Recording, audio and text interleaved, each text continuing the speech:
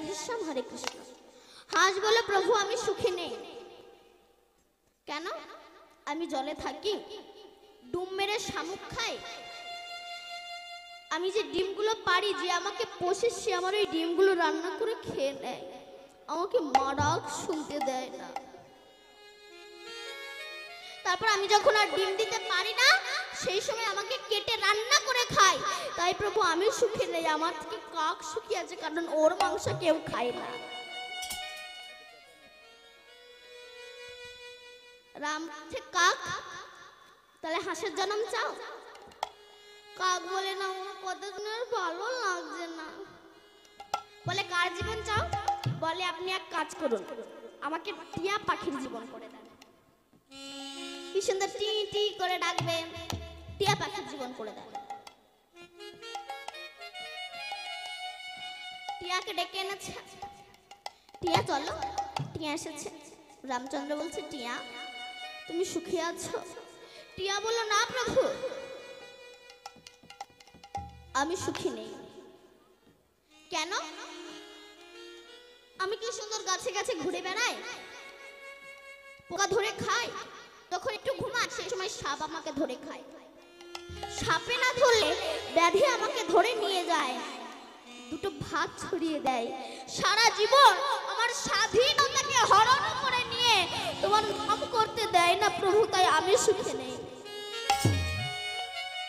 হাঁসের জীবন চাও? তখন বললেন না প্রভু, হাঁসের জীবন, টিয়া পাখির জীবনও চাই না, জগতে কেউ বাবা সুখে নেই। আপনি ভাবছেন বড় লোকের ঘরে সুখ আছে, কান পেতে দেখবেন তার ঘরের মতো অশান্তি আর দুনিয়ায় নেই।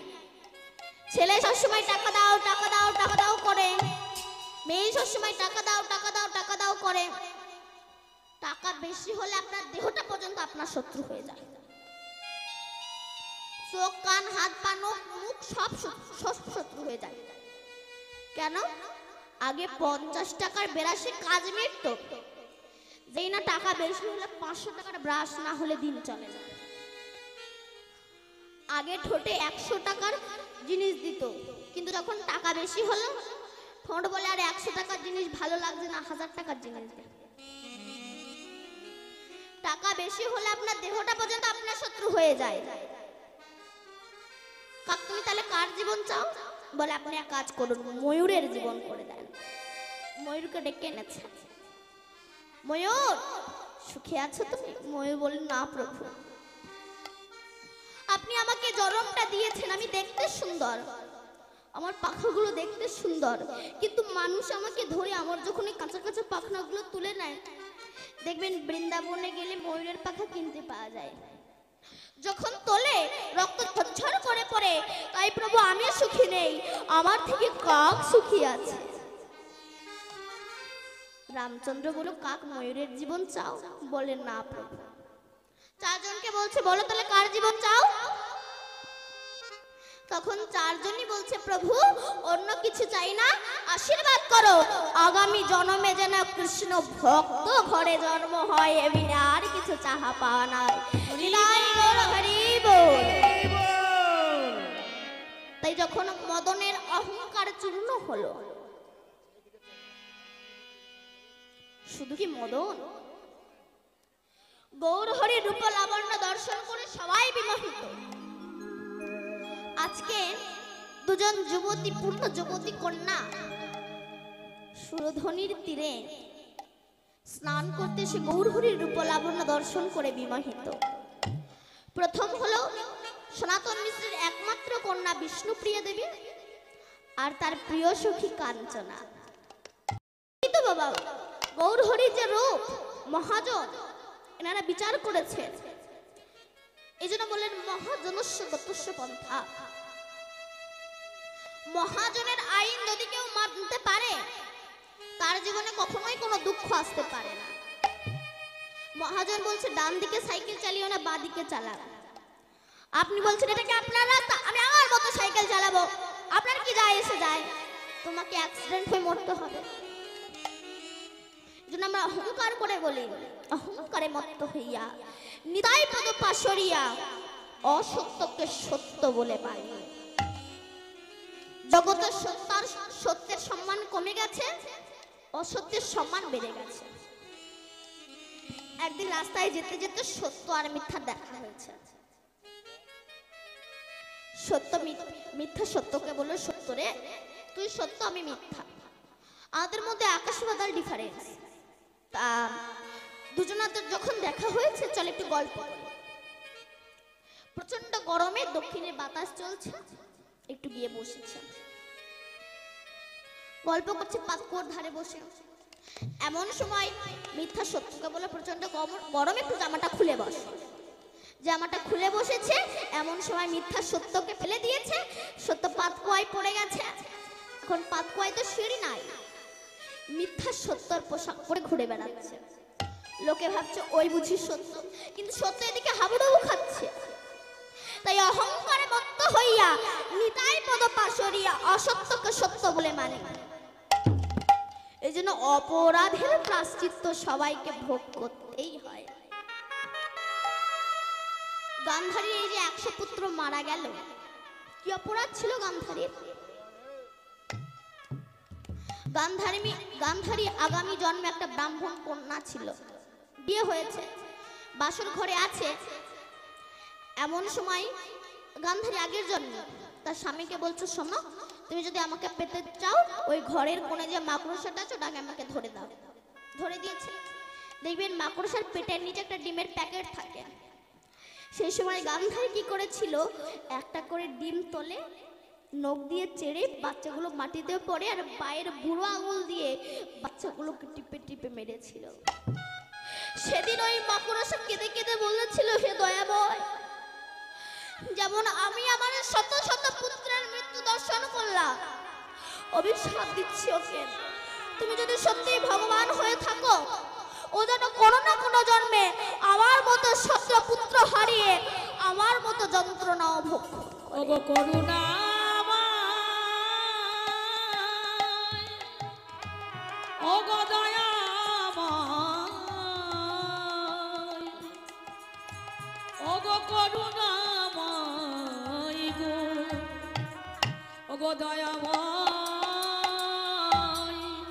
তুমি দেখো দয়া।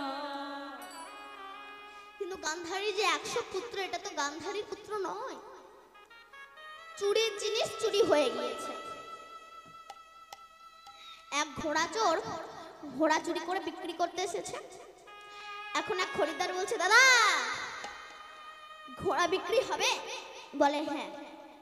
বলে কত টাকা? বলে 10,000। বলে ওইটুকুনি ঘোড়া লিকে ছুটতে পারে না। বলে 10 দেবো না 5 দেবো কোনে? বলে না, আমাকে 10,000 টাকাই দিতে হবে।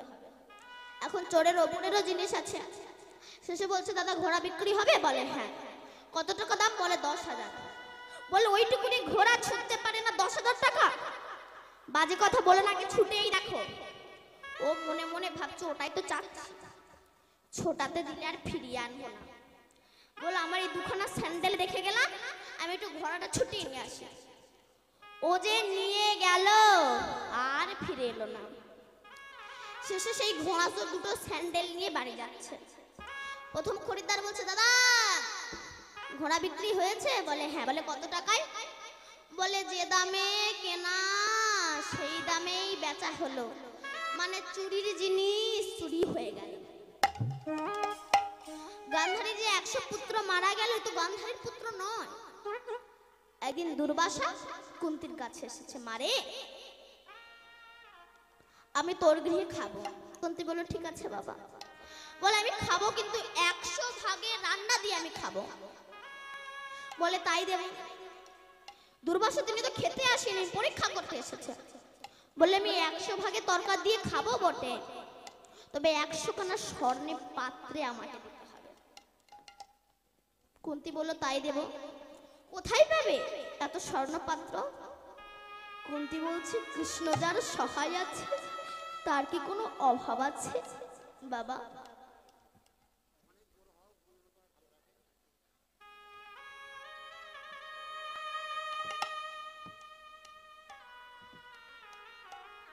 কৃষ্ণ যার সহায় আছে তার কি কোনো অভাব আছে? আপনি স্নান করে আসুন, আমি দেব আপনাকে। এদিকে স্নান করতে গিয়েছে আর কুন্তী রন্ধন করেছে। 99টা পাত্র পেল আর একটা পাত্র পেল না। দুর্বাসা বলে, মায়ে আমি ওর গৃহে খাবো না। কেন? সবচেয়ে যেটা প্রিয় খাবার পরামান্য তুই তার পাত্র জোগাতে পারিস নি? কুন্তী বলে, বাবা 99টা পাত্র জোগাড় করেছে আর একটা পাত্র পাবো না। পাবো, আপনি বসুন। কোথায় পাবি? কুন্তী শুয়ে পড়ে নিজের বুকের উপর গরম পরামান্য ঢেলে রেখে দিয়েছে, দাও দাও করে ধোয়া উঠছে। দুর্বাসা বলল, মারে তোর কষ্ট হচ্ছে না, ব্যথা লাগছে না? কুন্তী বলছে, বাবা গো, সে শিশুকাল থেকে তো দেহ মন প্রাণ যৌবন তো সব তার চরণে অর্পণ করেছি। দেহটা তো তার, ব্যথা লাগলে তো তার লাগবে, আমার তো কিচ্ছু হবে না। রাধে রাধে রাধে। দুর্বাসা বলল, মারে আমি দুর্বাসা সারা জীবন দুর্বাসনা নিয়ে বেসেছি হৃদয়ে ফুলের বাসা। আমার হৃদয়ে উঠল না কৃষ্ণ ভালোবাসা। তুই আমায় কৃপা কর, আমার হৃদয়ে যেন জাগে কৃষ্ণ ভালোবাসা। দুর্বাসা বলল, মা তুই স্নান করে আমি তোকে বর দেব। কুন্তী স্নান করতে এসেছে, এমন সময় গান্ধারী কুন্তীর কণ্ঠস্বর নকল করে এসে বলছে, বাবা বর দিন। মস্তক হস্তার্পণ করে বললেন, তুমি শতপুত্রের জননী হও। গান্ধারী বর নিয়ে চলে গেল। কিছুক্ষণ পরে কুন্তী এসে বলছে, বাবা বর দিন। বলে, এক্ষুনি তো বর নিয়ে চলে গেলে। বলে, কই না তো। ধ্যানে দেখলেন গান্ধারী বর চুরি করে নিয়ে গেছে। তখন দুর্বাসা বলল, মারে তুই এনে মন্ত্র ধর, তুই এই মন্ত্র জপ করবি, তোর একে একে 5টি সন্তান হবে, তোর হবে 3টি, মাদ্রির হবে 2টি। এই পঞ্চপুত্রের হাতে গান্ধারীর শতপুত্র নিধন হয়ে যাবে। তাই গান্ধারীর যখন শতপুত্র মারা গেল, রাত 12টার সময় হাতে একটা মশাল জেলে 100 বিধবা বৌমাকে সঙ্গে নিয়ে কুরুক্ষেত্রের রাস্তা দিয়ে যাচ্ছে। যখনই কোনো মরা পুত্রের মুখ দেখে কি বলে গান্ধারী বলে, ওরে দুর্যোধন, ওরে দুঃশাসন, একবার মা বলে ডাক না তোরা, একবার ডাক, একবার ডাক প্রভু, ডাক দুর্যোধন, ডাক আমায়। আস্তে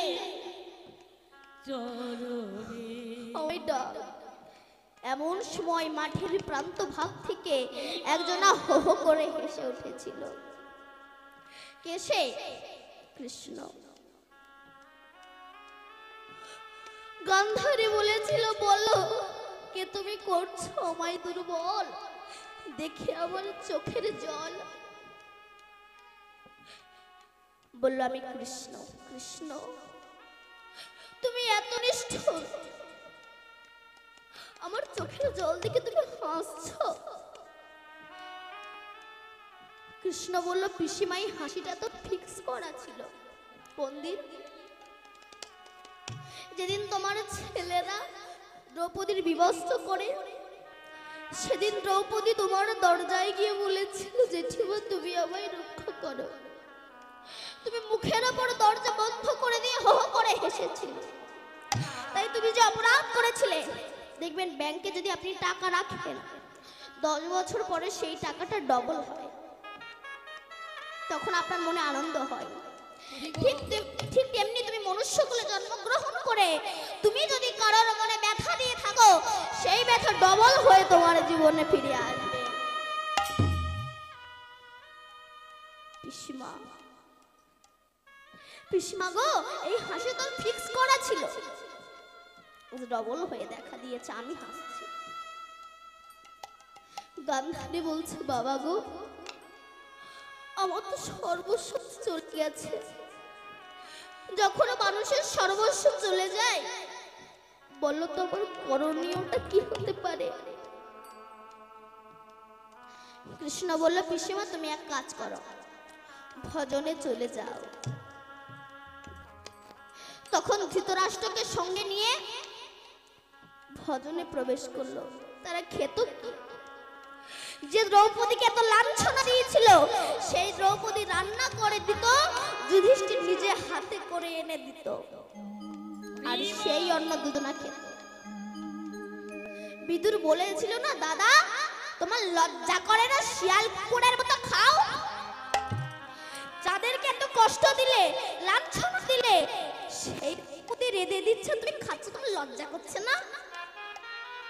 মনে খুব আঘাত লাগলো, মনে মনে ভাবছে আর খাবো না।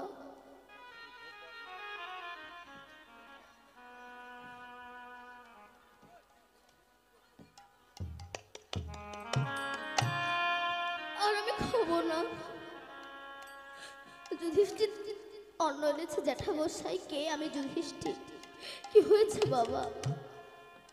একটু শান্ত হন।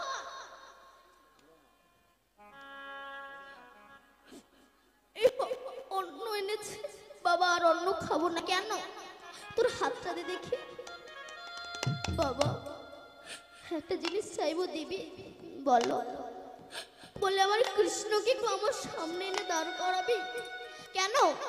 বলে তাকে একটু আমি নয়ন ভরে দেখবো। যুধিষ্ঠির বলল, জ্যাঠামশাই তুমি তো অন্ধ, দেখতে পাও না, কি করে দেখবে? বলে আমি না তোকে দেখতে পাই, সে তো আমাকে দেখতে পাবে, একটু আর না। যুধিষ্ঠির কৃষ্ণের কাছে গিয়ে বলছে, কৃষ্ণ সখা, জ্যাঠামশাই তোমাকে ডেকেছে, তো যাবে? কৃষ্ণ বলল, হ্যাঁ আমি যাব। হিন্দুর ভগবান কত দীনতার ভগবান, কত দীনতার প্রতিমূর্তি। আমি যাব। এসে যেই সামনে এসে দাঁড়িয়েছে, ধৃতরাষ্ট্র বলল, বাবা আমি সারা জীবন তোকে ডাকিনি, তুই এসেছিস আমার সামনে, একটু দাঁড়ান না, আমি আমার ভুল বুঝতে পেরেছি। প্রাণ ভরে তোর রূপটাকে দর্শন করে আমি সকল দুয়ার হইতে ফিরিয়া তোমার দুয়ারে এসেছি।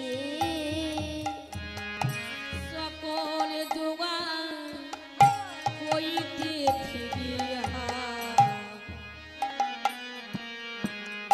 তোমার দুয়ারে এসেছি।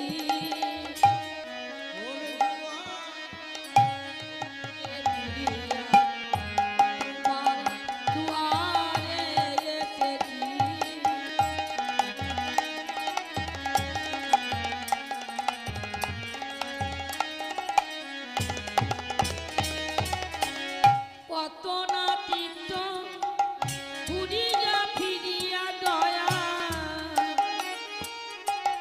কত না তীর্থ ঘুরিয়া ফিরিয়া দয়াল তোমার চরণে এসেছি। সকলে দুয়ার হইতে ফিরিয়া তোমার দুয়ারে এসেছি।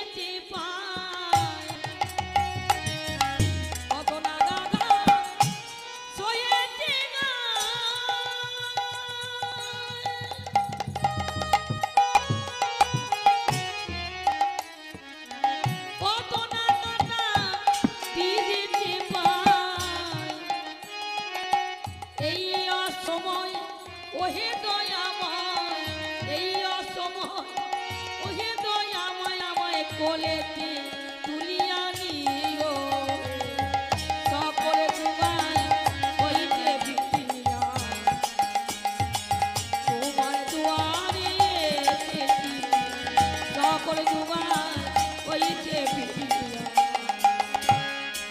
তোমার চরণে এসেছি।